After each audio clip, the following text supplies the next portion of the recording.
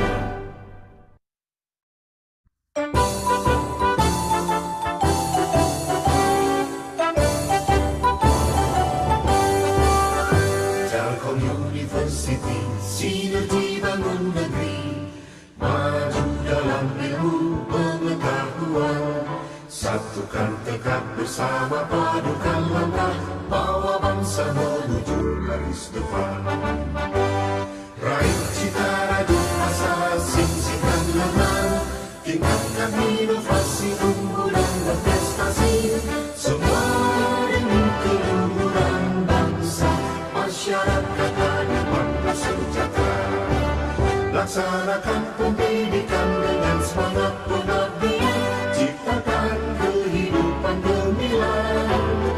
Telkom University, kebanggaan Pertiwi, maju dengan karya, berperan bagi bangsa, bagi Indonesia, bagi dunia.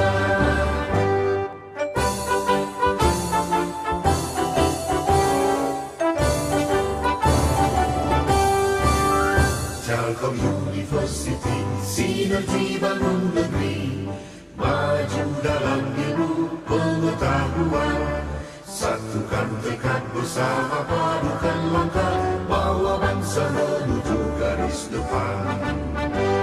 Raih cita rajut asa, sing-singkan lengan, tingkatkan inovasi, unggulan berprestasi, semua demi keluhuran bangsa, masyarakat adil makmur sejahtera.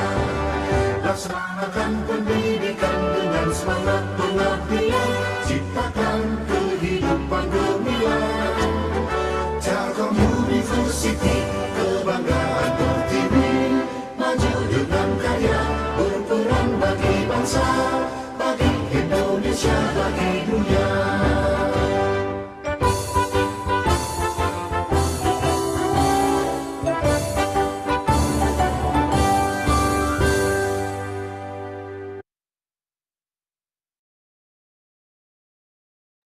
Baik, selanjutnya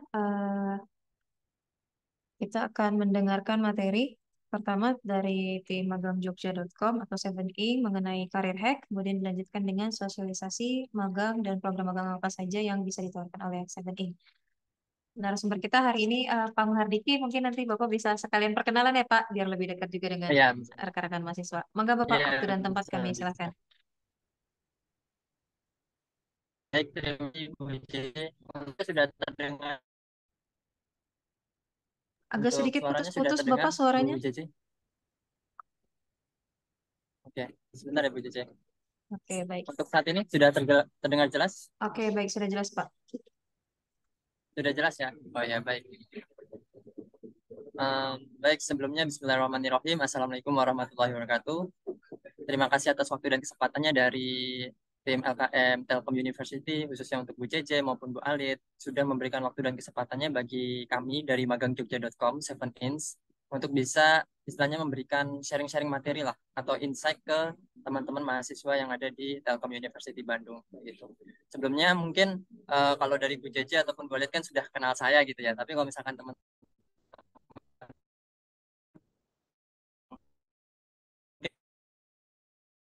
mungkin ada Mohon saya maaf Pak Mahardiki Diki, selaku dari sepertinya jaringannya agak Jogja. putus-putus Pak. Oh ya, tunggu sebentar ya. Enggak, Pak.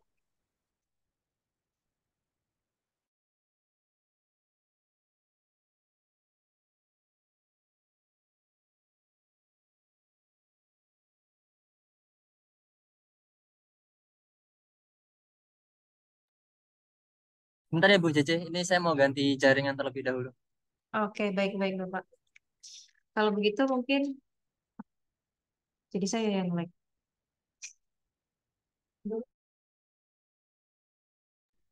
Oke, baik. Mungkin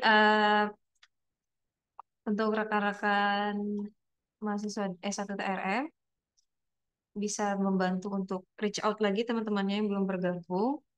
Jadi nanti teman-teman bisa mengisi daftar hadir nanti ya sebentar lagi akan kami share di sini dan itu bisa teman-teman tukarkan sertifikatnya menjadi TAK.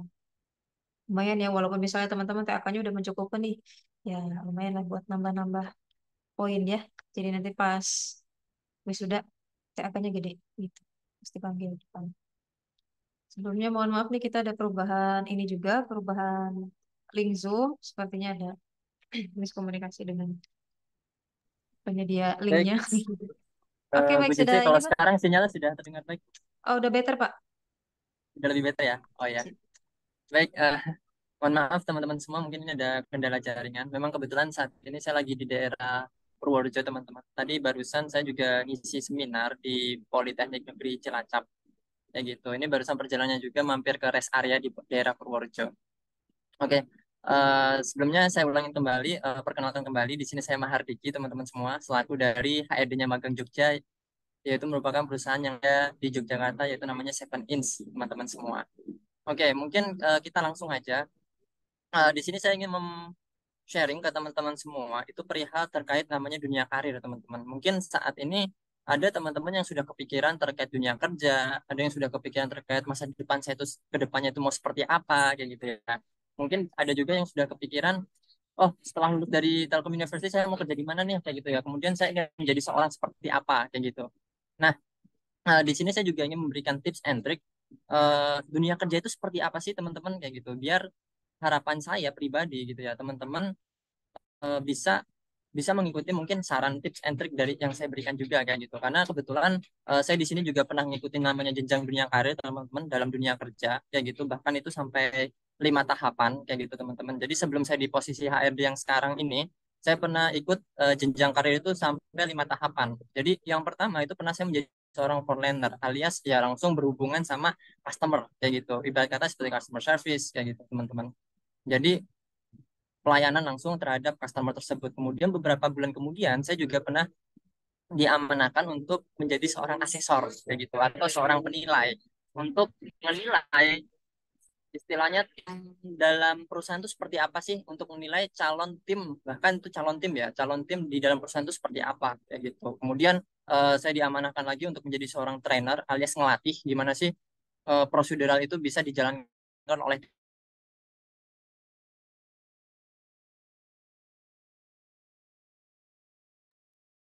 Mohon tersebut maaf kayak gitu Pak teman-teman. Diki, Dari tadi sempat perusahaan ke diri terputus saya. Pak. Oh, sempat putus lagi. Ya, tadi batas apa ya? Oh, jadi ini narasumber Pak. Kalau sekarang gimana Bu Cici? Oke, sekarang udah Udah kembali lagi. terdengar baik? Sudah terdengar baik Pak. Oh ya, baik-baik. Mohon maaf ya teman-teman. Ini mungkin saya ulangi kembali. Jadi saya pernah berkarir juga teman-teman dalam dunia kerja gitu ya. Saya pernah di posisi frontliner, kemudian menjadi seorang asesor, kemudian menjadi seorang trainer, kemudian menjadi seorang supervisor. Nah, yang terakhir itu saya menjadi seorang store manager, teman-teman. Jadi saya pernah di posisi untuk memimpin tim bahkan bertanggung jawab terhadap store tersebut. Baik itu dari segi operasionalnya, baik itu dari segi strategic marketingnya, bahkan SDM yang ada di store tersebut, teman-teman. Di posisi store manager, teman-teman. Oke, berbicara tentang karir, teman-teman. Mungkin saat ini nanti teman-teman akan berpikir, oh, yang namanya dunia karir itu pasti ujungnya yaitu adalah menjadi seorang pemimpin, teman-teman, menjadi seorang leader. Nah, seorang pemimpin, seorang leader itu yang gimana sih kayak gitu ya? Mungkin saat ini teman-teman ada yang udah pernah memimpin suatu kelompok atau suatu tim gitu. Misal di kelas, menjadi seorang ketua kelas. Bahkan dulu ketika di jenjang SMP, SMK atau SMA gitu ya, atau bahkan saat ini di posisi perkuliahan. Ada yang udah pernah menjadi ketua kelas. Wah, ini kalau misalkan teman-teman udah pernah di posisi tersebut, nah ini teman-teman udah punya basicnya sebenarnya. Udah punya basicnya untuk menjadi seorang leader.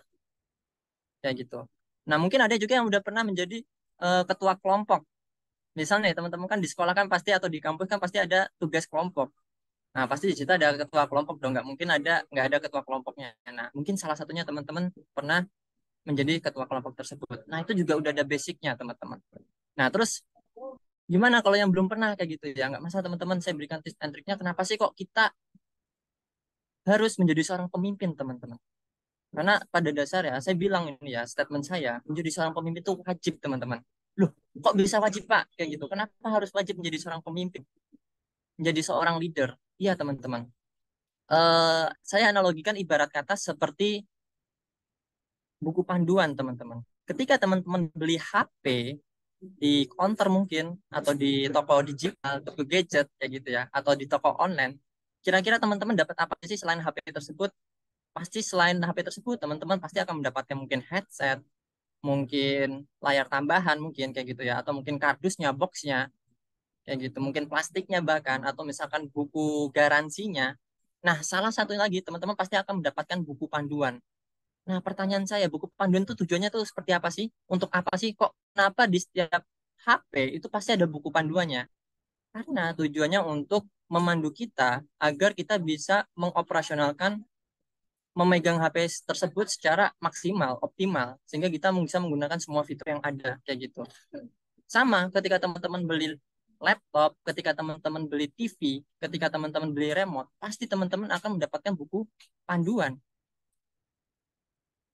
Sama semua teman-teman yang ada di dunia ini itu semuanya itu memiliki teman-teman. Yang ada di dunia ini, saya ulangi lagi, semuanya itu memiliki buku panduan. Nah, pertanyaan saya, apa buku panduannya manusia? Kayak gitu. Kira-kira apa teman-teman? Nanti kalau misalkan ada yang mau jawab boleh ya teman-teman chat di kolom komentar. Ya, buku panduannya kita yaitu adalah karena di sini kita di Indonesia gitu ya, dari berbeda-beda agama gitu ya. Buku panduan kita adalah kitab suci, teman-teman. Nah, salah satu kitab suci itu menafsirkan bahwa tujuan manusia diturunkan di muka bumi untuk menjadi seorang pemimpin, teman. Menjadi seorang leader, teman-teman.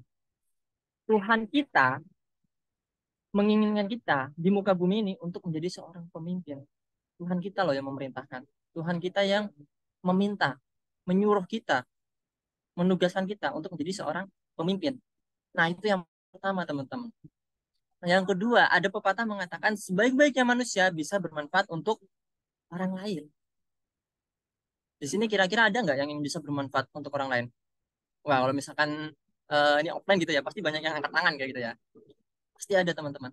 Saya di sini ingin bisa bermanfaat untuk orang lain.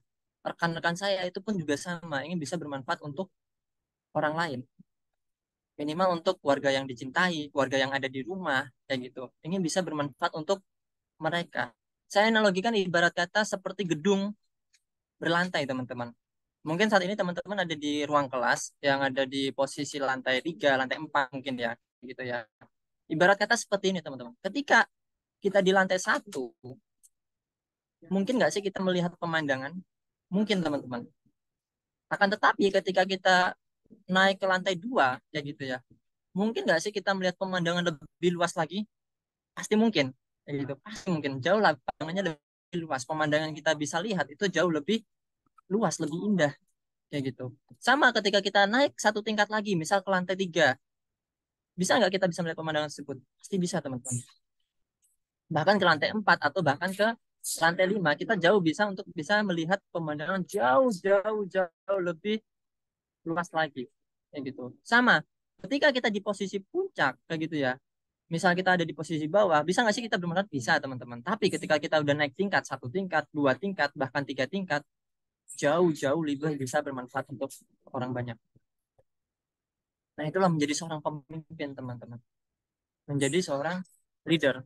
So, di sini ada nggak kira-kira yang ingin menjadi seorang pemimpin?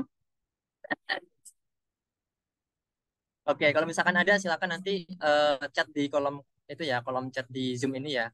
Kayak gitu. Saya ingin menjadi seorang pemimpin kayak gitu. Biasanya kalau pas saya seminar kayak gitu ya. Di sini saya ketika saya tanya siapa yang ingin menjadi orang pemimpin, jawab saya sambil angkat tangan kayak gitu dan teriak sekencang-kencangnya saya kayak gitu. Oke, teman-teman. Berbicara untuk menjadi seorang pemimpin, ternyata menjadi seorang pemimpin itulah tidak mudah, teman-teman. Di situ butuh yang namanya proses, dibutuh yang namanya kalibrasi, teman-teman. Butuh yang namanya fase-fase untuk menjadi seorang pemimpin kayak gitu. Sedikit cerita, teman-teman, terkait yang namanya fase gitu ya. Karena saya di sini pernah merasakan kayak gitu. Pernah berada di posisi atau di fase tersebut, ada 3 tahapan fase gitu ya. Ini teori ini itu yang buat saya sendiri, teman-teman. Tapi saya pernah ikut suatu seminar coaching leader namanya ya, coaching bisnis di bagian manajer gitu ya. Narasumber saya waktu itu mengatakan bahwa fase seorang pemimpin itu ada lima fase. Nah, ini saya ringkas menjadi 3, harapannya agar teman-teman mudah memahami akan hal ini, teman-teman. Nah, ini fase-fase ini pernah saya rasakan semua, teman-teman. Bahkan kelak mungkin teman-teman akan merasakan ada yang di posisi ini, kayak gitu. Sama, rekan-rekan saya yang pernah menjadi seorang pemimpin, kayak gitu ya, itu juga pernah melewati fase-fase ini ternyata. Berarti bukan cuma saya seorang, kayak gitu. Bahkan rekan-rekan saya, teman-teman saya, bahkan senior saya dahulu, itu juga pernah merasakan di posisi tersebut, di fase tersebut. Fase pertama ketika menjadi seorang pemimpin, yaitu adalah menjadi seorang yang friendly, teman-teman. Nah, mungkin ini ada yang udah pernah merasakan juga ya, menjadi seorang posisi yang itu adalah friendly. Friendly itu dalam artian gimana sih? Dekat banget sama timnya. Bahkan di situ tidak ada yang namanya pembatas, teman-teman. Tidak ada yang namanya dinding pembatas. Terlalu dekat kita sama tim kita sendiri. Sehingga itu disebut sebagai friendly, teman-teman. Nah, di sini ada plus minusnya, teman-teman. Plusnya yaitu adalah, oh, tim kita alias kalau saya bahasa kasar mungkin anak buah gitu ya. Anak buah kita itu jadi istilahnya suka sama kita. Karena apa? Kita dekat sama mereka, kita banyak mentoleransi mereka kayak gitu. Tapi beda, hal negatifnya akan dibenci sama atasan, akan tidak disukai sama atasan. Loh, kok bisa Pak kayak gitu? Iya, teman-teman. Karena menjadi seorang pemimpin, di situ ada kewajiban kita untuk mengambil suatu keputusan, mengambil keputusan secara objektif kayak gitu. Nah, akan tetapi ketika kita terlalu dekat sama tim kita, misalnya nih, teman-teman, misal ada tim kita tuh ternyata salah, dia berbuat hal yang salah yang bisa merugikan perusahaan kayak gitu. Nah, jika di posisi tersebut menjadi seorang pemimpin kan wajarnya ya, itu kan seperti orang tua sama anak, anak ada salah, berarti orang tua menasehatin kan gitu ya. Ya sama. Ketika istilahnya tim kita itu ada salah, berarti pemimpin wajib untuk menasehatin, mengedukasi sehingga kesalahan itu tidak berulang kembali. Nah, akan tetapi ketika kita dekat sama tim kita, banyak pikiran kita pasti akan berpikiran, duh, dia kan teman saya. Duh, dia kan rekan saya. Wah, masa iya sih saya tegur? Ih, masa iya sih saya berikan yang namanya punishment? Ih, masa sih saya harus berikan dia rasa sakit, teguran? Kayak gitu. Wah, nggak bisa. Dia kan teman saya. Nanti dia nggak suka sama saya. Nanti gimana? Nah, mungkin akan teman-teman terlintas di pikirannya hal seperti itu. Nah, itulah subjektivitas, teman-teman. Alhasil pengambilan keputusannya menjadi salah. Yang harusnya kita di situ negur, yang harusnya kita di situ ngedukasi, alhasil apa? Kita biarkan. Nah, pembiaran inilah yang mengakibatkan operasional perusahaan itu tidak berjalan, teman-teman. Nah, di fase ini saya pernah merasakan hal tersebut, teman-teman. Jadi, fase tersebut pun saya pernah gagal, teman-teman. Jadi, dulu ketika saya menjadi seorang leader pun, pernah satu tim saya itu kena SP3 semua. Get out semua, teman-teman. Kena SP3. Lah, kok bisa, Pak? Iya, karena dulu saya friendly banget sama tim saya, kayak gitu. Jadi, ketika mereka ada prosedur yang kurang sesuai, kayak gitu ya, ketika melayani customer, ketika melayani orang lain, kayak gitu ya, saya biarkan, saya toleransi. Karena saya beranggapan dia mereka teman saya, kayak gitu. Saya biarkan. Alhasil apa? Operasional nggak berjalan, kayak gitu. Oh, ternyata ujung-ujungnya itu adalah kepuasan pelanggan, teman-teman. Oh, ternyata banyak pelanggan kita yang nggak puas karena di situ banyak operasional nggak berjalan. Ibarat kata nih, teman-teman. Kalau di SPBU ya, teman-teman kan akan mendapatkan 3 S ya, kalau nggak salah ya. Senyum, sapa, ya, senyum, sapa, dan apa gitu ya. Nah, salah satunya itu nggak diterapkan sama tim kita. Jadi mereka cuma senyum doang, tapi nggak disapa customer kita, kayak gitu. Nah, ini kan ada hal yang salah ya, teman-teman ya. Saya mengetahui hal tersebut, cuma saya membiarkan karena friendly, kayak gitu. Dia teman saya. Alhasil apa? Loh, bagi customer, loh, harusnya kan saya disapa. Kok saya nggak disapa, cuma disenyumin doang, kayak gitu. Kan aneh jadinya. Nah, hasil disitulah waktu pada fase-fase kepemimpinan saya, di situ omset perusahaan itu menurun drastis, bahkan itu sampai 50%. Yang biasanya kita omset per bulannya itu ratusan juta, itu nggak sampai ratusan juta, teman-teman. Bahkan di bawahnya ratusan juta. Nah, alhasil waktu itu kenalah yang namanya SP3, teman-teman. Kecuali saya, kayak gitu. Alhasil saya diberikan kesempatan, saya di training ulang oleh pimpinan saya, kayak gitu ya, general manager saya. Beralihlah saya ke fase yang kedua, teman-teman, yaitu menjadi fase seseorang yang strike. Ibarat kata itu gaya kepemimpinan otoriter. Oh iya, kalau kamu salah ya salah, kayak gitu. Kalau kamu benar ya udah benar.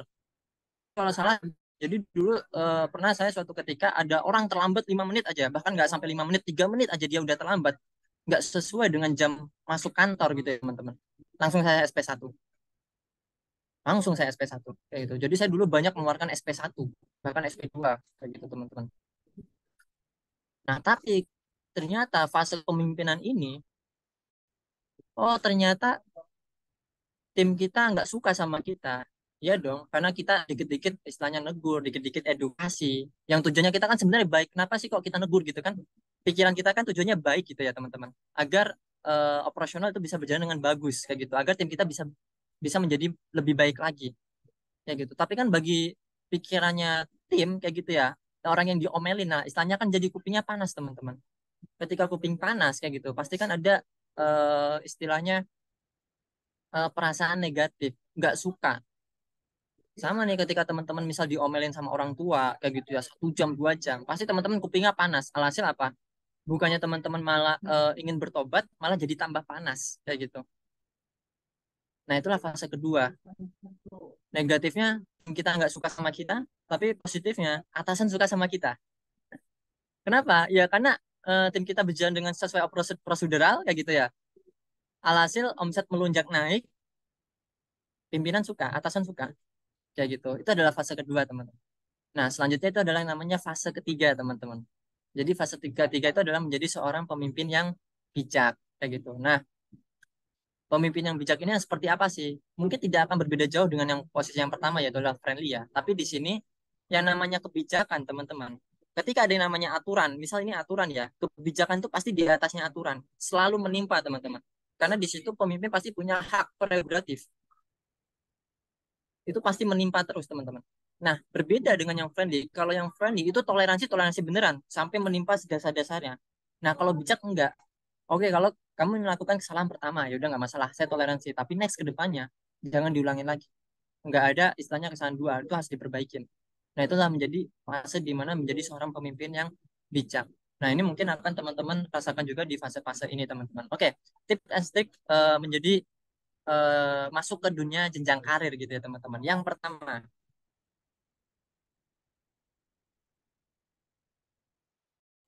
sering banget izin yang tidak prioritas teman-teman dan tidak urgensi kayak gitu. Nah, ini teman-teman. Ketika teman-teman kelak masuk dalam dunia kerja atau misalkan besok akan eh, ada program magang gitu ya, kan program masuk kan masuk ke dalam perusahaan gitu ya, turut berkontribusi untuk perusahaan kayak gitu ya. Nah, ini sering banget teman-teman yang saya jumpai ya. Banyak dari SDM kita itu belum tahu yang namanya skala prioritas teman-teman. Belum tahu skala prioritas teman-teman. Jadi kemarin ya, ini eh, kami diskusi dengan tim HRD, banyak tim HRD ya. Jadi saya punya kenalan juga tim HRD yang ada di Jakarta, kayak gitu ya. Itu mereka pusing, kebingungan banget, pusing banget. Kenapa kayak gitu ya? Kok banyak dari karyawannya, ini tahun lalu tapi ya ceritanya ya. Ini tahun lalu ya. Banyak dari mereka, timnya mereka, karyawannya mereka, itu pada izin, pada cuti, kayak gitu. Loh, kok ini pada cuti ya? Wah ya, kenapa ya kok pada cuti? Dan ini cutinya berbarengan kayak gitu. Terus siapa dong mengisi posisi tersebut? Padahal posisi tersebut itu harus ada. Kalau nggak ada, operasional nggak berjalan dengan baik perusahaan. Kayak gitu. Kok pada izin ya? Kenapa? Oh, ternyata kayak gitu ya. Tahun lalu tuh kalau nggak salah ada yang namanya konser Coldplay ya, teman-teman ya. Ya di Jakarta ya gitu. Oh ternyata banyak dari mereka setelah ditelusuri, setelah di riset itu ternyata banyak yang izin nonton untuk konser Coldplay kayak gitu teman-teman. Oke lah nggak masalah kalau cuma satu dua ini kok banyak kan berbondong-bondong hasil operasional nggak berjalan dengan baik. Nah ini loh teman-teman yang maksudnya adalah skala prioritas. Di mana ketika kita punya tanggung jawab kayak gitu ya untuk istilahnya udah komitmen untuk bekerja sama dengan suatu instansi, komitmen untuk bekerja sama dengan suatu perusahaan, ya kita lakukan yang terbaik kayak gitu. James Gui mengatakan gitu ya. James Gui itu adalah pakar behavioral humanis atau perilaku manusia gitu ya. Dia mengatakan ketika Anda ingin sukses, hanya tiga hal yang harus Anda berikan, yaitu adalah waktu Anda, tenaga Anda, dan uang Anda secara maksimal, secara berlebih daripada orang-orang yang lain ketika Anda ingin menjadi seorang yang sukses, teman-teman. Nah, ini adalah yang pertama, teman-teman, adalah prioritas. Nah, skala prioritas itu ada ya, teman-teman. Nanti boleh cek di Google. Jadi, skala prioritas itu adalah kita mampu membagi kegiatan-kegiatan kita. Misal kita di dalam satu hari ini punya 5 kegiatan gitu ya. Nah, itu kita bisa membagi kegiatan kita mana yang paling prioritas terlebih dahulu, mana sih yang paling urgensi terlebih dahulu, kayak gitu. Sehingga semua itu berjalan dengan baik. Next, yang kedua, gimana sih caranya untuk menjadi top leader gitu ya? Yang kedua itu adalah menjaga kesehatan diri sendiri. Wah, ini sering banget juga yang terjadi ya teman-teman ketika di dalam sebuah perusahaan kayak gitu ya. Banyak juga yang izin Pak saya sakit kayak gitu ya. Nah ini sebenarnya kita nggak masalah ya dengan sakit ya sebenarnya ya, kita nggak masalah kayak gitu. Cuma yang maksud saya tujukan yaitu adalah gimana sih caranya kita agar ketika kita punya yang namanya tanggung jawab, kita itu menjaga tubuh kita kayak gitu loh. Misal oh ternyata kita punya tanggung jawab nih kuliah misalnya dari pagi sampai sore ada jadwal kuliah. Nah, gimana sih caranya kita agar bisa maksimal mengikuti kuliah tersebut kayak gitu? Otomatis, oh iya, berarti saya harus sarapan terlebih dahulu dong sebelum berangkat kuliah. Sehingga apa? Sehingga saya bisa optimal. Apa yang dibicarakan Bapak Ibu dosen itu bisa masuk ke diri saya. Oh, ternyata gimana sih? Oh, besok saya ada kuliah nih dari pagi sampai sore. Ya berarti saya harus punya tidur yang cukup kayak gitu. Bukan malah sebaliknya, malah begadang. Nah, ini yang sering terjadi, teman-teman. Sering begadang, mengerjakan sesuatu hal yang istilahnya belum menjadi kewajibannya dia, kayak gitu ya. Tapi besoknya itu ada kuliah dari pagi sampai sore, alhasil jadinya nggak maksimal mengikuti kuliah. Mungkin masuk masuk gitu ya, tapi nggak maksimal. Apa yang disampaikan Bapak Ibu dosen itu mungkin nggak akan masuk kayak gitu. Sama di perusahaan juga sama teman-teman. Gimana sih caranya tidur yang cukup kayak gitu? Kalau kita sudah tahu, oh ini ada yang namanya jadwal jam kerja nih dari jam misal dari jam 8 sampai jam 4 sore gitu ya. Oke ya udah kita sebelum itu kita harus punya tidur yang cukup untuk di masanya teman-teman ya. Mungkin ini 6 jam gitu ya teman-teman. Tapi semakin dewasa itu tidurnya itu semakin sedikit teman-teman. Ada yang 4 jam, ada yang 5 jam. Karena apa? Problemnya lebih banyak kayak gitu. Masanya lebih banyak. Pikirannya itu lebih bercabang-cabang lagi sehingga waktu tidur itu biasanya lebih sedikit teman-teman. Nah, itu adalah yang kedua. Teman-teman. Next yang ketiga, cerita terhadap orang yang salah. Nah, ini yang sering banget terjadi ya teman-teman. Kayak gitu. Ketika teman-teman masuk dalam program magang, kayak gitu ya, teman-teman akan mendapatkan suatu yang namanya job desk atau tugas gitu ya dari perusahaan. Nah, ketika itu mungkin sometimes teman-teman akan mendapatkan yang namanya kendala. Nah, sering banget terjadi orang anak-anak yang mendapatkan kendala itu ceritanya ke siapa sih? Ke temannya, teman. Ke rekan kerjanya, kayak gitu loh. Yang notabene mungkin nggak sih dia memberikan solusi? Mungkin, tapi nggak maksimal, teman-teman. Proses pembelajaran ilmu itu kita bisa dapatkan dari dua hal ya. Yang pertama itu adalah buku, karena buku adalah jendela ilmu gitu ya. Yang kedua itu adalah orang yang ahli, teman-teman. Kalau di kampus berarti dosen. Kalau di perusahaan itu berarti mentor, teman-teman. Atau atasannya teman-teman.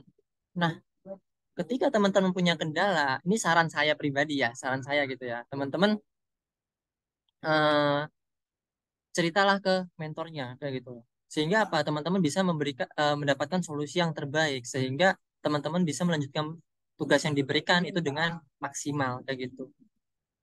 Itu yang pertama terkait kendala. Yang kedua, sering juga nih teman-teman yang terjadi. Jadi ini pernah ada ya suatu cerita ya. Dia kerjanya maksimal kayak gitu. Dia mengerjakan tugas tuh banyaknya minta ampun. Istilahnya over task lah kayak gitu. Dan itu selesai kayak gitu, over task. Selesai tugasnya. Nah, cuman dia nggak dia cerita tapi cerita cuma ke rekannya kayak gitu. Kira-kira pertanyaan saya, mungkin nggak sih pimpinannya tahu? Nggak mungkin dong. Pimpinannya nggak tahu. Kenapa? Dia ceritanya ke rekannya atau bahkan malah ke OB gitu malah. Cerita ke OB. Ya, pimpinannya. Padahal pertanyaan saya gini ya, teman-teman. Siapa sih yang bisa meningkatkan status dan kedudukan kamu di dalam suatu strukturnya perusahaan? Itu adalah atasan Anda, bukan rekan kerja. Setahu saya, teman-teman ya, setahu saya pernah berkecimpung di perusahaan manapun, yang bisa meningkatkan karir Anda itu adalah atasan. Bukan istilahnya sesama status, nggak bisa, teman-teman. Setahu saya atasan, teman-teman. Nah, ceritalah ke atasan, laporan gitu ya. Sering-sering buat laporan, Pak, saya sudah selesai mengerjakan ini, oke gitu. Pak, saya sudah selesai mengerjakan task ini, bla bla bla bla, oke. Kayak gitu. Sehingga apa? Wah, jadi atasan tahu nih, kayak gitu ya. Oh, ternyata dia bisa ya mengerjakan tugas dari saya ya. Oh, bisa nih naik ke jenjang selanjutnya. Nah, kira-kira itu seperti itu teman-teman. Yang ketiga. Next, personal branding, teman-teman. Nah, ini saya nggak tahu posisinya teman-teman di mana sekarang kayak gitu ya.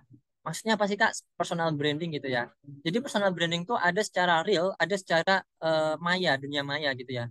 Apalagi ini yang sering digunakan saat ini di zaman sekarang ya gitu ya. Menggunakan sosial media sebagai branding diri Anda, sebagai cerminan diri Anda kayak gitu. Nah, itu penting banget juga teman-teman. Inilah salah satu alasan juga kenapa sih seorang HRD ketika ingin nge-hire karyawan itu pasti juga ngelihat dari sosial medianya teman-teman. Minimal itu adalah LinkedIn-nya teman-teman. Di sini apakah ada yang sudah punya LinkedIn semua? Kalau misalnya punya, alhamdulillah gitu ya. Silakan ditingkatkan terus LinkedIn-nya kayak gitu ya. Ditambah dari hal-hal yang positif kayak gitu. Kalau misalkan belum, silakan diisi LinkedIn-nya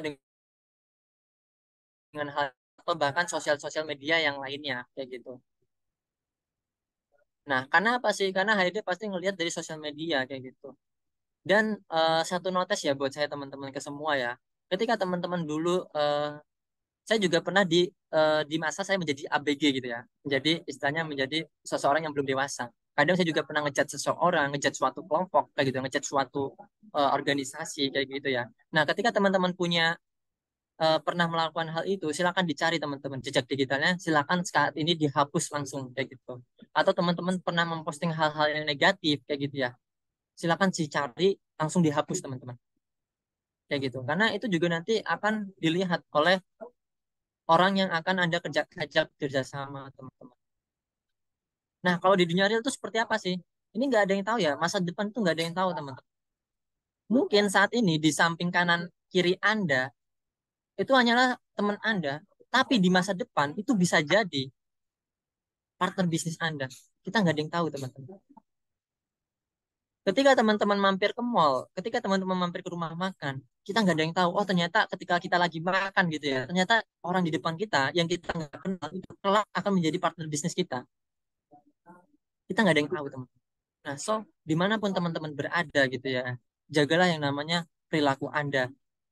Atau misalkan teman-teman ada di mana ada fase bisa menunjukkan skill Anda gitu ya, menunjukkan keahlian Anda, ya tunjukkan segera.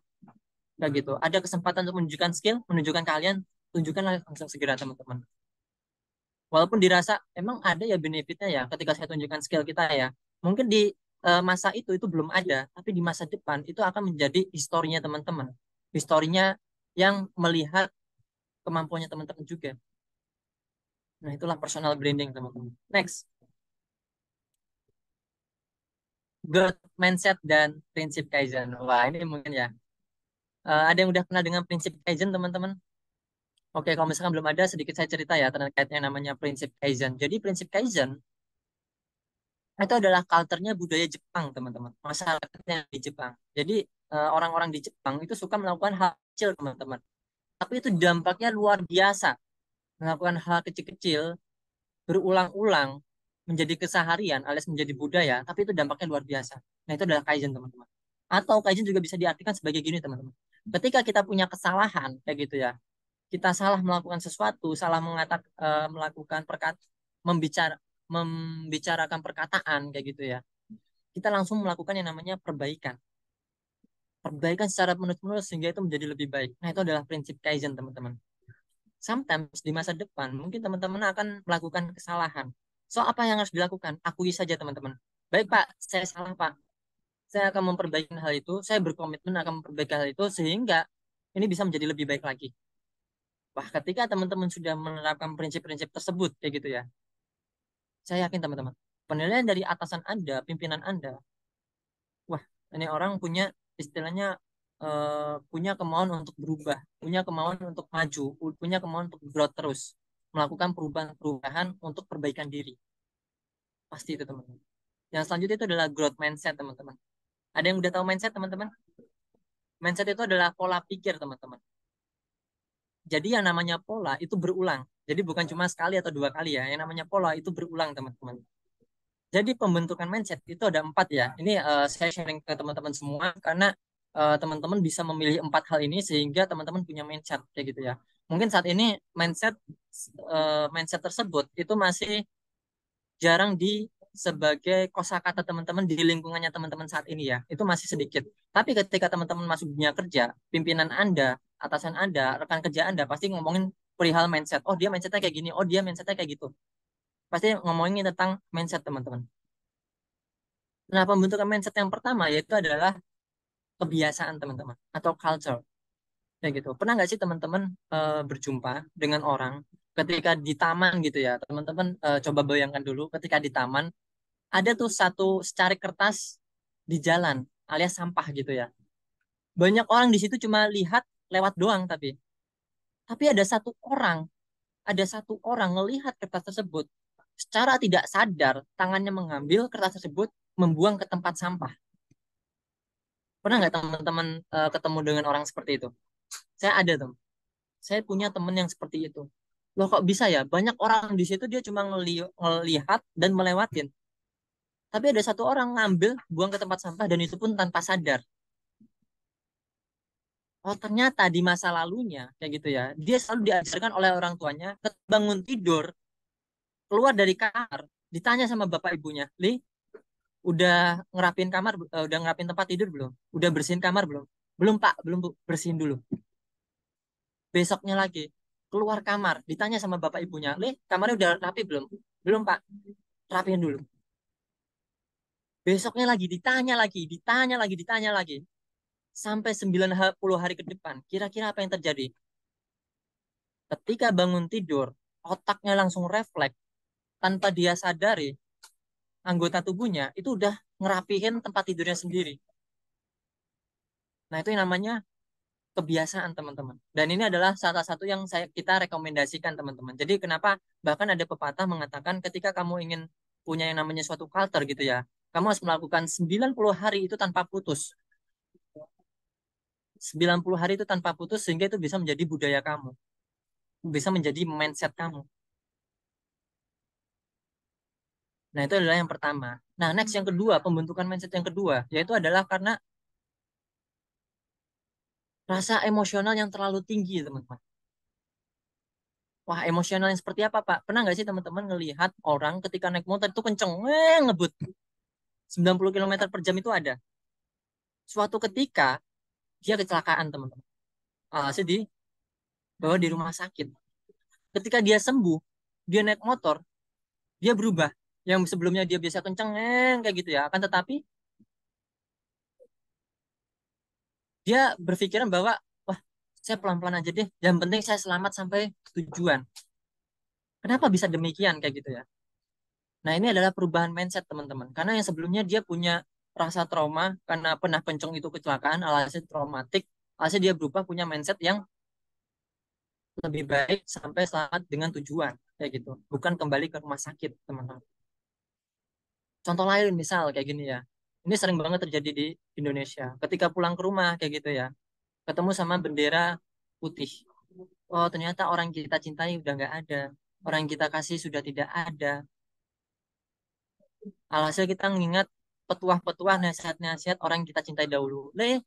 Jangan pulang malam-malam, nggak baik kayak gitu ya. Yang biasanya dia pulang pagi kayak gitu ya, bahkan nggak pernah pulang kayak gitu ya. Alhasil dia jadi sering pulang ke rumah. Karena apa? Emosional yang terlalu tinggi meluap-luap, kehilangan orang yang dia cintai. Nah, tapi ini tidak saya rekomendasikan untuk teman-teman semua. Why? Kenapa gitu ya? Karena secara tidak langsung berarti teman-teman menunggu hal negatif datang, kalian menunggu musibah datang ke diri kita sehingga kita berubah. Nah, jangan sampai seperti itu, teman-teman. Next, yang ketiga yaitu adalah karena rasa fanatisme. Fanatisme atau rasa suka yang berlebihan sehingga itu membentuk suatu yang namanya mindset, teman-teman. Contohnya seperti apa sih? Pernah nggak sih teman-teman dengar berita atau baca berita gitu ya? Ada seorang fans itu dia suka idol Korea, K-pop Korea gitu ya, idolnya K-pop Korea. Nah, suatu ketika idolanya itu meninggal karena bunuh diri. Entah itu karena stres kayak gitu ya. Meninggal karena bunuh diri. Alhasil apa yang terjadi pada fans tersebut? Alhasil dia ngikutin idolanya. Dia juga meninggal karena bunuh diri, teman-teman. Kenapa bisa demikian? Yaitu teman-teman, pembentukan mindset karena fanatisme, rasa suka yang berlebihan. Alhasil dia ngikutin apa yang dia sukai kayak gitu ya. Nah, itulah yang ketiga, teman-teman. Yang keempat yaitu adalah karena keputusan bersama, teman-teman. Pernah nggak sih teman-teman berjumpa di lampu merah kayak gitu ya? Teman-teman di situ pasti auto berhenti dong. Ya nggak? Naik motor, naik mobil pasti auto berhenti. Pertanyaan saya, pernah nggak sih teman-teman diceritakan bahwa di lampu merah itu tersebut harus berhenti? Saya merasa saya nggak pernah diceritakan hal itu, teman-teman. Tapi kok kenapa ya ketika di lampu merah saya ngikutin itu berhenti gitu ya? Bahkan sebelum saya lahir, ternyata aturan yang namanya lampu lalu lintas itu merah, itu harus berhenti itu udah ada. Nah, ini adalah pembentukan mindset yang ketiga, teman-teman, karena sudah ada keputusan bersama, alhasil kita memiliki mindset tersebut, teman-teman. Nah, growth mindset itu growth yang seperti apa sih? Yaitu adalah eh, mindset yang maju, teman-teman. Mindset yang ingin menjadi lebih baik lagi. Kebalikannya itu adalah fixed mindset. Contohnya seperti apa sih? Mungkin teman-teman pernah menghadiri seminar kayak gitu ya. Menghadiri seminar. Saya contoh nih kayak tadi ya saya minta audiens saya untuk maju ke depan kayak gitu ya. Tapi yang maju itu cuma satu dua, teman-teman. Padahal audiensnya banyak, tapi yang maju itu cuma satu dua. Kok bisa ya cuma ada satu dua gitu ya? Nah, satu dua ini berarti memiliki growth mindset, teman-teman. Dia berpikiran bahwa, wah, saya nggak tahu nih, nanti saya diminta ngapain untuk maju ke depan. Tapi yang penting saya coba dulu aja. Saya usaha terlebih dahulu. Yang penting saya maju ke depan. Karena saya di situ ingin mendapatkan pembelajaran hal baru. Nah, itu adalah growth mindset, teman-teman.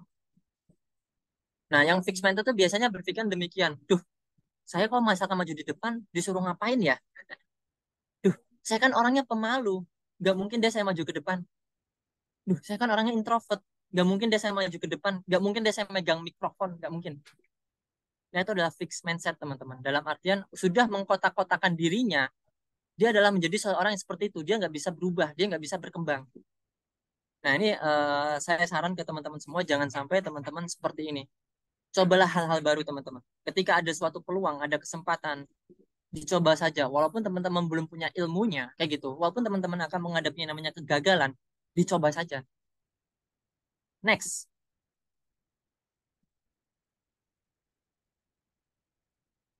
Kamu next ini. Kedisiplinan dan pentingnya tata sistem aturan. Nah, ini maksudnya seperti apa sih? Oh, benar ya.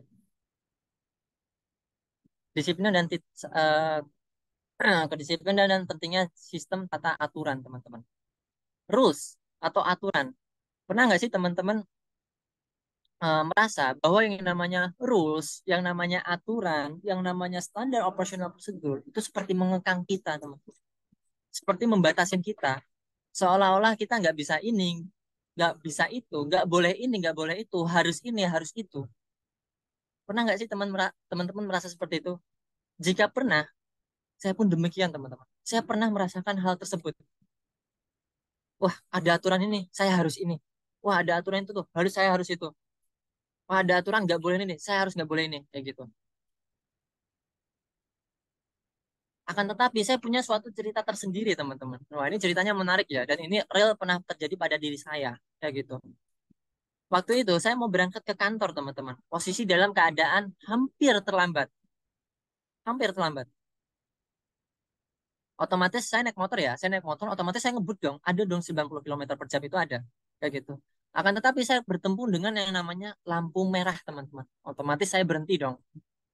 Nah, waktu berhenti tersebut, saya ngedumel. Ngedumel itu apa ya? Istilahnya self-talk dengan diri saya, di pikiran saya, kayak gitu ya. Berpikiran hal negatif, kayak gitu. Andai aja itu nggak ada yang namanya lampu merah, saya bisa langsung bablas, saya bisa langsung lurus, saya bisa sampai kantor tepat waktu. Sehingga saya nggak kena yang namanya rasa sakit, pain, alias punishment.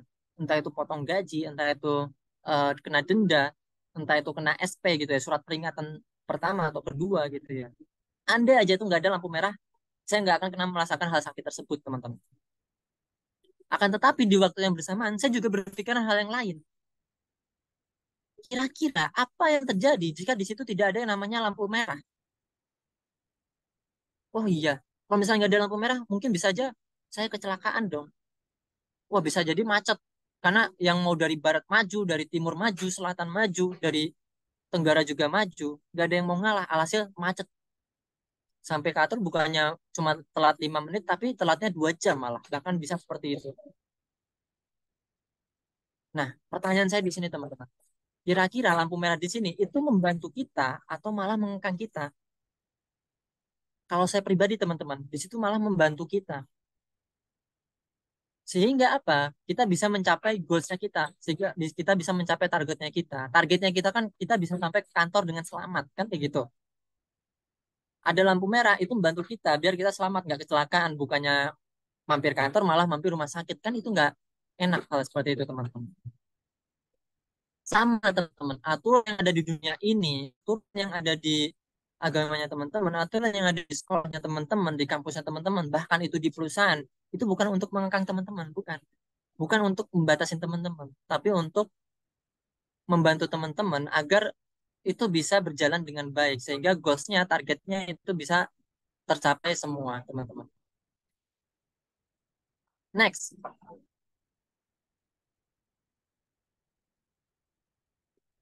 negatif, defending from negative vibes, teman-teman. Wah, ini seperti apa ya?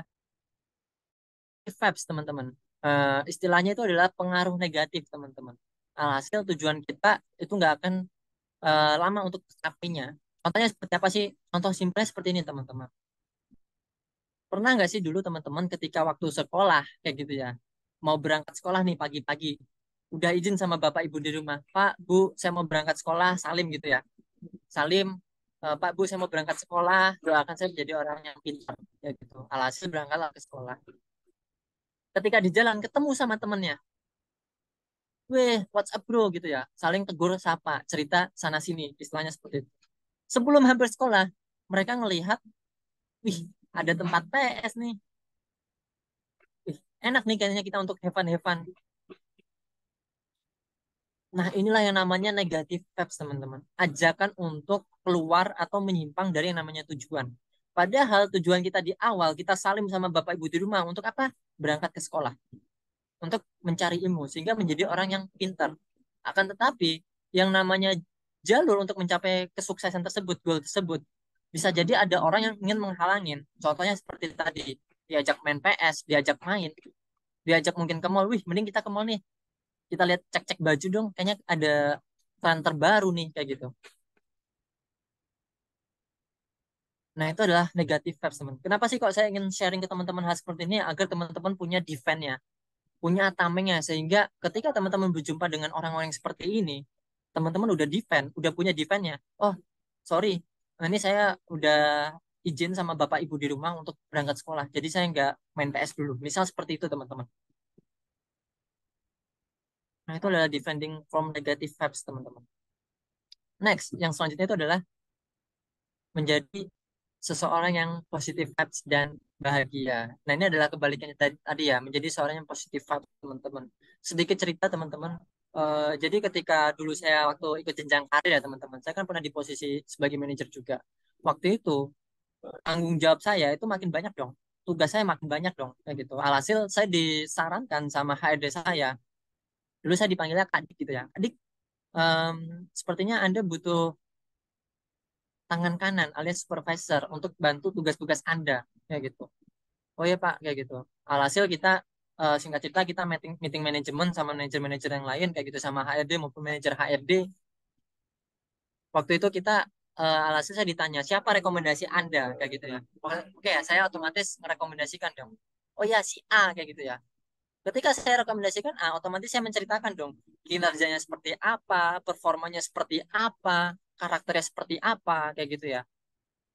Oh dia ini orangnya positif vibes loh kayak gitu saya rekomendasikan salah satu indikator positif vibes bagi saya waktu itu ya yaitu adalah ketika ada waktu azan zuhur azan asar gitu ya dia ngajak teman-temannya kayak gitu ya di mana teman-teman yang lain nggak ada yang seperti itu dia ngajak teman-temannya yuk kita sholat bareng kita jamaah bareng kayak gitu teman-teman nah saya melihat hal itu ada menjadi orang yang positif vibes teman-teman nah suatu ketika saya rekomendasikan si A itu ya kayak gitu nah setelah saya ceritakan kinerja performa maupun karakternya seperti apa HRD tanya satu pertanyaan ke saya. Kak, ketika si A ini istirahat, makan siang kayak gitu ya. Ketika dia sebelum berangkat ke kantor ataupun setelah pulang dari kantor, dia biasanya ngobrol sama siapa sih? Dia biasanya nongkrong sama siapa sih? Dia biasanya berteman sama siapa sih? Kaget saya dengan pertanyaan seperti itu. Maksudnya apa ya? Kok HRD tanya seperti itu ya? Kayak gitu. Saya belum sadar waktu itu teman-teman. Otomatis ya udah saya ceritakan dong. Oh iya Kak. Oh iya Pak, saya si A ini biasanya berteman dengan si B, si C dan si D kayak gitu. Nah, saya ceritakan dong si B ini seperti apa, si C ini seperti apa, si D ini seperti apa, karakternya seperti apa kayak gitu. Pasti saya ceritakan teman-teman. Singkat cerita alhasil ternyata yang saya rekomendasikan itu tidak bisa ke develop menjadi seorang supervisor. Loh, kok bisa Pak kayak gitu? Why? Padahal kinerjanya bagus, performanya bagus, karakternya bagus.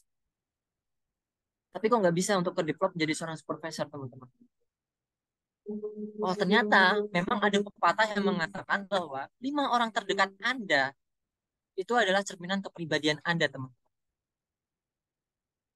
Oh, ternyata setelah ditelusurin, 5 orang terdekat dari si A ini, oh ternyata si C ini, kalau orang zaman sekarang bilangnya adalah toxic person gitu ya.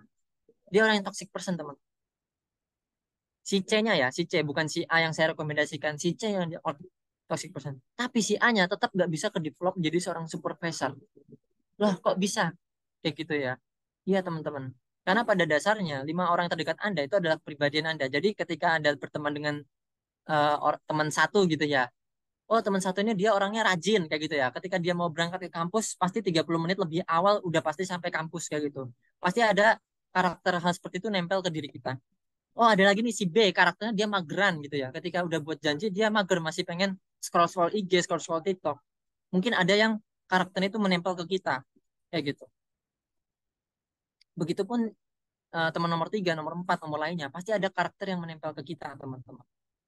Nah, satu bocoran untuk teman-teman semua, ternyata ketika kita ingin ngedevelop seseorang gitu ya, ternyata yang dilihat tuh bukan cuma kinerjanya, beda. Ketika saya ingin nge-hire orang lain gitu ya, saya nge-hire orang lain di posisi istilahnya, kan kalau manajemen itu kan ada tiga tingkatan ya, top manajemen, middle manajemen, sama low manajemen. Ketika di low manajemen itu dilihat dari skillnya Anda seberapa jauh, wawasan Anda seberapa luas, karakternya itu seberapa good, kayak gitu.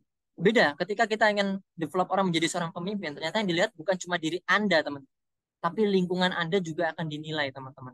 Nah, saran saya dari teman-teman istilahnya berkomunitaslah dengan orang-orang yang positif, berkomunitaslah dengan orang-orang yang bisa membuat Anda maju kayak gitu. Sehingga itu bisa menjadi nilai plus Anda kelak ketika Anda akan meniti karir di masa depan. Kayak gitu. Ibarat kata Ajim pernah mengatakan demikian ya. Ada sebuah teko teh gitu ya. Teko kalau misalkan diisi teh, yang keluar apa? Pasti teh. Kan gitu ya. Teko kalau misalkan diisi kopi, yang keluar pasti kopi. Teko kalau misalkan diisi teh, mungkin nggak sih yang keluar kopi? Nggak mungkin teman-teman. Pasti yang juga keluar kopi. Kayak gitu. Sama dengan diri kita, teman-teman, sebagai manusia. Ketika kita diisi hal-hal yang positif, otomatis kita menjadi orang yang positif. Ketika kita diisi dengan hal-hal negatif, kita menjadi orang yang negatif. Karena pada dasarnya 70% tubuh manusia itu terdiri dari air. Sifat air seperti apa, teman-teman? Ngalir, ngikutin arus, ngikutin lingkungan sekitar kita. So, berteman dengan hal-hal yang positif sehingga itu bisa membantu Anda di masa depan. Karena pada dasarnya orang sukses itu berkumpul dengan orang-orang sukses. Orang akademisi itu berkumpul dengan orang-orang akademisi. Orang pintar itu pasti berkumpul dengan orang-orang pintar. Kayak gitu, teman-teman. Next, mengikuti semua program yang ada di dalam sebuah perusahaan. Sama nih, teman-teman. Dalam perusahaan itu pasti ada namanya building karakter ya, teman-teman. Building karakter dalam artian ingin meningkatkan value-nya teman-teman. Entah itu baik dari skill, dari karakter, maupun dari attitude-nya teman-teman. Dari knowledge-nya teman-teman. Kayak gitu. Sama nih ketika di kampus gitu ya. Kenapa kok di kampus itu, misal di LKM nih, ngadain ada webinar ini, webinar satu, webinar dua. Tujuannya untuk apa sih? Agar teman-teman punya wawasan yang luas. Agar teman-teman bisa mengikuti perkembangan materi zaman sekarang itu seperti apa sehingga teman-teman bisa memiliki karakter, memiliki wawasan yang luas kayak gitu. Satu basic dasar ketika seorang HRD atau pimpinan untuk menilai teman-teman itu melihat berdasarkan ASK teman-teman atau attitude, skill sama knowledge kayak gitu teman-teman. Oke, mungkin sekian materi terkait karir teman-teman semua. Di sini saya ingin sharing terkait tentang magangjogja.com juga teman-teman. Mungkin di sini juga ada yang ingin teman-teman kelak akan mengikuti magang, nah itu mungkin salah satunya juga bisa di magangjogja.com teman-teman. Mungkin di sini tadi bertanya-tanya siapa sih kok narasumber di depan sini gitu ya. Jadi perkenalkan ulang teman-teman, di sini saya Mahardiki selaku dari HED-nya Magang Jogja teman-teman. Jadi magangjogja.com itu merupakan salah satu unit khususnya dari Seven Inch, perusahaan yang ada di Yogyakarta. Jadi kami sudah berdiri itu sudah cukup lama 2010 teman-teman.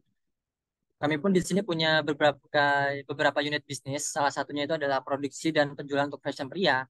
Adapun brand-brand yang sudah kami luncurkan, teman-teman. Ada Alphaware, Cross Denim, Indonesia banget, maupun ada Granite Clothing, teman-teman. Kami juga di sini bergerak di bidang jasa las atau tukang las.rg. Jadi kalau misalkan ada permintaan dari klien untuk pembuatan kanopi ataupun pagar, nah itu bisa di tempat kami, teman-teman. Ada juga jasa pembuatan website atau republikweb.net. Jadi kalau misalkan ada permintaan klien untuk pembuatan website, baik itu website pribadi ataupun website untuk bisnis, itu juga bisa di tempat kami. Ada juga jasa ekspedisi, jadi kami kerjasama dengan Lion Parcel, Wahana, RPX, Kantor Pos Indonesia, JNE maupun JNT untuk mengirimkan berbagai dokumen, barang, uang, atau hal apapun itu ke berbagai daerah yang ada di Indonesia. Ada juga jasa penitipan barang motor rumah, mobil, yaitu adalah titipsini.com dan juga adalah Magang Jogja unit permagangan untuk mahasiswa. Jadi sedikit cerita teman-teman, sebelum ada Magang Jogja, kita ada namanya forumjuragan.com teman-teman. Jadi forumjuragan.com itu adalah tempat berkumpulnya para pelaku bisnis. Jadi dulu kita ngajarin UMKM yang ada di daerah teman-teman untuk ngembangin bisnisnya mereka. Oh ternyata ketika kita diskusi satu sama lain, ternyata mereka memiliki permasalahan yang sama teman-teman. Yaitu mereka menemukan banyak dari SDM itu belum siap kerja, alias masih butuh kerja. Yang siap kerja itu seperti apa sih? Tadi yang saya ceritakan, basic penilaian seorang pemimpin untuk melihat orang lain itu adalah ASK teman-teman, atau attitude, skill, sama knowledge. Oh jadi ada SDM yang karakter udah bagus tapi skillnya ada yang kurang. Oh ada yang knowledge udah bagus tapi ada yang skillnya udah bagus tapi knowledge-nya kurang. Nah dirikanlah Magang Jogja harapannya sebagai wadah teman-teman semua kayak gitu ya, agar bisa meningkatkan ketiga hal tersebut, attitude, skill, sama knowledge-nya. Next. Saat ini pun kita sedang buka 17 divisi, teman-teman. Ada animasi, administrasi, host ataupun presenter, TikTok creator, UI UX designer, programmer, social media specialist, digital marketing and sales, markom ataupun public relasi, fotografer ataupun videografer, voice over talent, content planner, content writer, human resource, desain grafis, project manager, dan ada juga las teman-teman. So, ketika teman-teman ada minat di bidang ini, boleh banget loh teman-teman untuk daftar di magangjogja.com. Kayak gitu. Atau misalkan teman-teman, oh ini harus sesuai nih dengan linear, dengan prodinya teman-teman. Nah, itu juga bisa teman-teman semua. Next.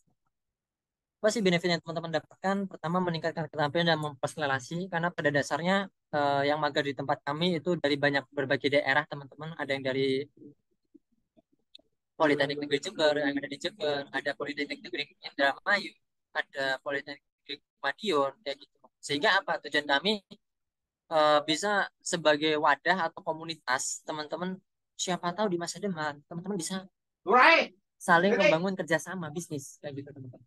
Yang kedua, meningkatkan nilai jual CV. Dengan praktik ilmu secara langsung di lapangan, anak didik dapat mempertimbangkan pekerjaan yang tepat untuk dirinya, mendapatkan juga kesempatan untuk bergabung dalam proyek di setiap startup dengan arahan mentor magangjogja.com, mendapatkan surat rekomendasi untuk mendaftar di perusahaan pilihannya, dibantu juga penyaluran kerja, dibantu professional branding, konsultasi mental health, dan juga masuk grup alumni, dan ini berlaku lifetime, teman-teman. Jadi, ketika teman-teman sudah lulus dari magangjogja.com, itu kita tidak ingin cuma cukup sampai di situ, teman-teman. So, ketika teman-teman punya permasalahan, entah itu permasalahan kehidupan atau pekerjaan, bisa teman-teman konsultasikan kita berikan solusi yang terbaik untuk teman-teman semua. Next, ini tadi ya konsultasi mental health. Jadi ketika kita paham benar bahwa untuk masuk dunia kerja itu butuh mental yang kuat, teman-teman. Butuh mental yang sehat. So, ketika teman-teman di sini ada yang merasa overthinking ketika ingin melakukan sesuatu kayak gitu ya. Ketika teman-teman ada mungkin ada permasalahan psikis, nah itu bisa konsultasikan ke kita. Kita berikan solusi yang terbaik untuk teman-teman semua. Dan ini free, gratis, tidak dipungut biaya berapapun. Kita juga di sini ada outing. Jadi outing ini adalah kita building karakter, building tim ya. Kita di sini ada games-games seru. Kadang kita keluar juga. Kemarin kita ke Solo kayak gitu. Atau kita bahkan ngundang pemateri dari luar, pembisnis dari luar, dari Seven Inch untuk memberikan materi ke teman-teman semua. Kemarin kebetulan kita juga kita undang pemateri dari luar, yaitu salah satu pengusaha sukses yang ada di Jogja untuk memberikan gimana sih caranya membangun relasi dengan seseorang. Oh ternyata membangun relasi itu tidaklah sulit loh teman-teman. Ternyata saat ini di lingkungan kita, mungkin di depannya teman-teman sekarang kayak gitu ya, mungkin di samping kanan kirinya teman-teman sekarang. Oh ternyata itu di masa depan partner bisnis kita loh teman-teman. Kita nggak ada yang tahu akan hal itu. Ternyata itu bisa menjadi relasi di masa depan teman-teman. Next, kita di sini juga ada CV hack teman-teman. Jadi CV hack itu adalah gimana sih caranya kita membuat CV yang bagus sehingga bisa dilirik HRD. Kita berikan istilahnya pelatihannya. Ada juga interview hack, kita berikan gimana sih caranya tanya jawab dengan seorang HRD kayak gitu ya. Gimana sih caranya berkarakter kita ketika kita masuk ruang HRD itu seperti apa sih? Kita berikan tips and triknya, kita berikan solusinya, kita berikan simulasinya, pelatihannya juga. Ada juga karir hack sama yang teman-teman barusan saya dapat teman-teman dapatkan juga. Tapi sebenarnya karir hack ini kompleks teman-teman. Biasanya saya sharing materi ini itu biasanya 6 jam teman-teman. Kayak gitu. Karena ini materinya benar-benar banyak, benar-benar kompleks dan ini benar-benar bagus untuk teman-teman yang akan meniti karir di masa depan, teman-teman. Cuma saya tadi ringkas, saya rangkum karena waktu kita juga tidak banyak, teman-teman. Ada juga area kerja. Area kerja ini salah satu unit kita juga, teman-teman, yaitu adalah platform dan juga talent pool. Jadi yang lulusan dari magang Jogja itu juga menjadi calon kandidat yang siap kerja. So, ketika ada perusahaan yang butuh tenaga kerja, misalnya di bidang programmer, desain grafis gitu ya. Oke, kita udah punya datanya nih, lulusan dari magang Jogja, kita tawarkan ke mereka. Oh, jika mereka berminat, ya udah silakan mereka saling kerjasama alias PKWT kayak gitu. Dan ini free, gratis, tidak dipungut biaya berapapun.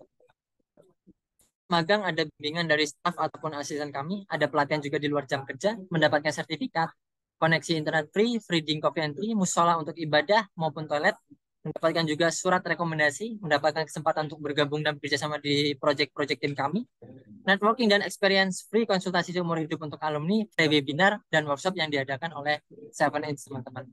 Durasi magangnya minimal 3 bulan, maksimal itu 1 tahun. Jika teman-teman mau extend itu bisa juga, teman-teman. Free, tidak dipungut biaya berapapun. Jika teman-teman ada yang berminat, silakan nanti bisa menghubungin nomor ataupun link tree yang ada di layar teman-teman semua. Oke, thank you teman-teman atas waktu dan kesempatannya. Mungkin kalau misalnya masih ada waktu, mungkin bisa sesi tanya jawab ya Bu JJ ya. Boleh, boleh, Pak. Untuk rekan-rekan mahasiswa mungkin ada yang mau tanya-tanya dulu nih sama Mas Diki. Masih ada 10 menit lagi waktunya.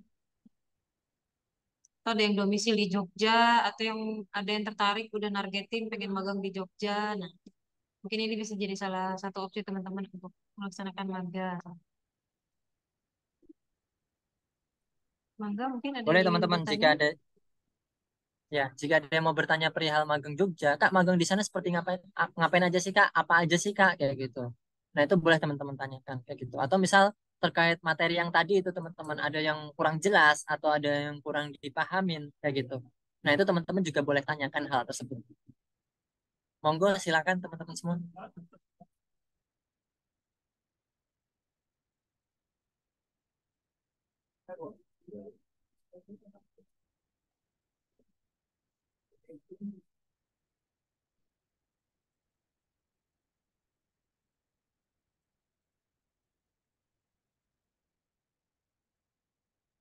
Oke, ini mungkin ada pertanyaan satu ya. Langsung aja mungkin saya jawab. Halo Kak, mau nanya apakah magangnya offline atau remote kayak gitu ya.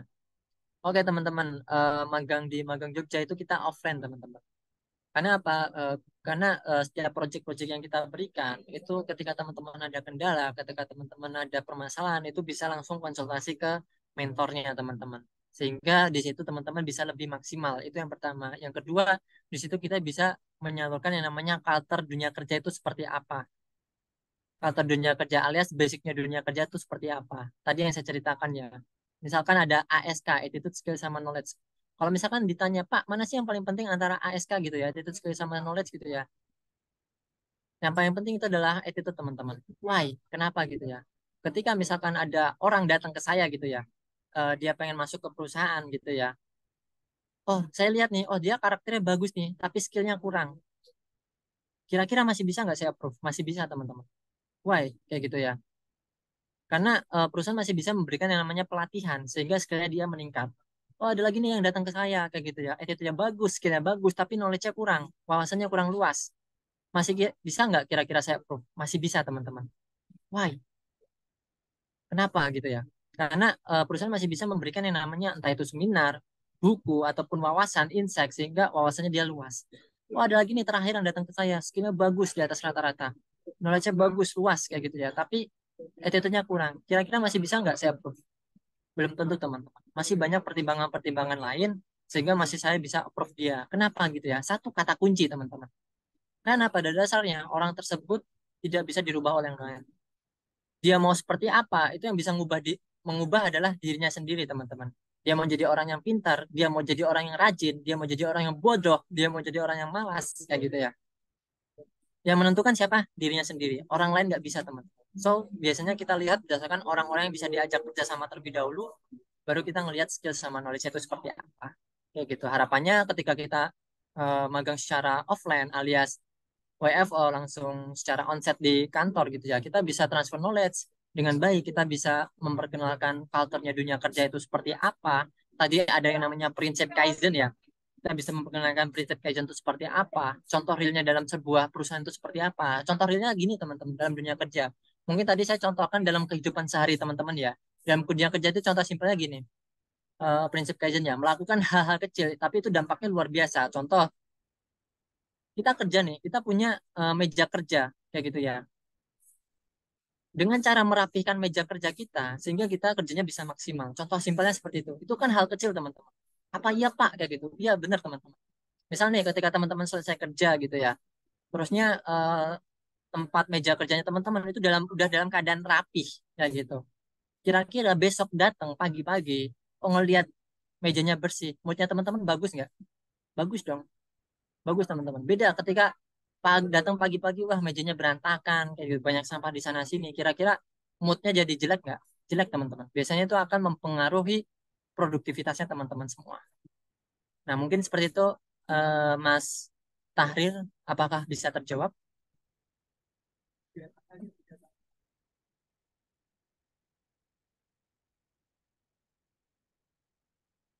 Yang lain mungkin mungkin teman-teman ada yang mau ditanyakan kembali? Sama-sama Mas Tahrir.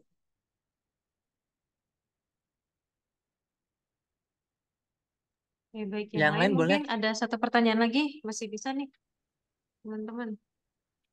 Atau seputar karir hacknya tadi, mungkin ada yang mau ditanyain.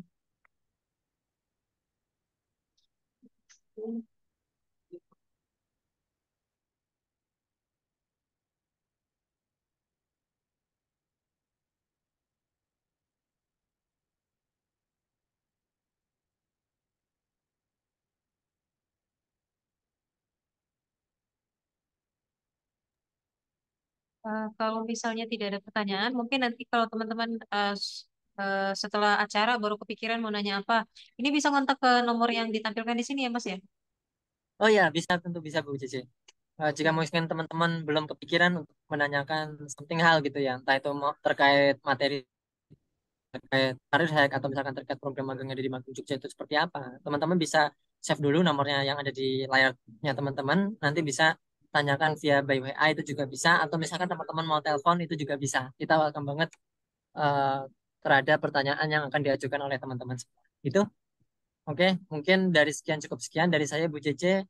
Saya akhiri, wassalamualaikum warahmatullahi wabarakatuh. Saya kembalikan lagi ke Bu Cece. Mari. Waalaikumsalam warahmatullahi wabarakatuh. Oke, baik. Terima kasih banyak Pak Diki atas materi yang sudah disampaikan dan juga tadi sudah ada pengenalan ya teman-teman terhadap Magang Jogja atau perusahaan 7 itu sendiri. Nah, jadi ini bisa menjadi salah satu opsi teman-teman yang masih mencari magang untuk 1 semester seperti itu.